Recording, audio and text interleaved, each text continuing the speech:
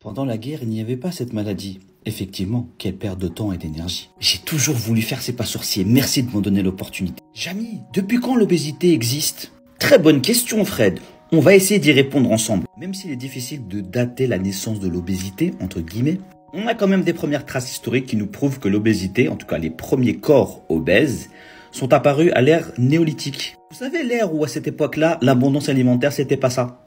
Et pourtant, il y avait des corps obèses. Et d'ailleurs, ça, on l'a retrouvé un peu partout dans le monde. Moyen-Orient, Afrique, Amérique latine et même en Europe. On va rester en Europe, en particulier en France, entre le Moyen-Âge et la Renaissance, où là, on voit apparaître des peintures de gens gros. Oui, ça pouvait être des curés, des bourgeois et même des rois.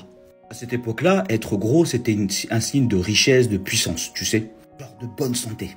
Mais c'est à partir de la Renaissance, vers le XVIIe siècle, qu'on commence à se poser des questions sur la santé des gens qui sont gros. Et à partir du XVIIIe siècle, certains médecins se mettent à disséquer les corps de personnes gros. Ouais, c'est pas la partie la plus fun.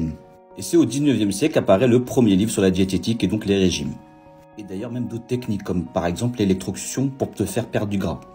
Bizarre, ça me rappelle des trucs contemporains. On commence à faire des connexions sur l'alimentation, mais aussi sur d'autres facteurs. Et les années avançant, la science a avancé et on a compris que de plus en plus que cette maladie-là était liée à plusieurs facteurs, physiologiques comme psychologiques. Et donc non, pendant la guerre, cette maladie existait déjà. Désolé de te décevoir. En tout cas, j'espère que tu as pris le temps de regarder la vidéo et que ça t'a permis de t'instruire un minimum. Moi, en tout cas, j'ai kiffé.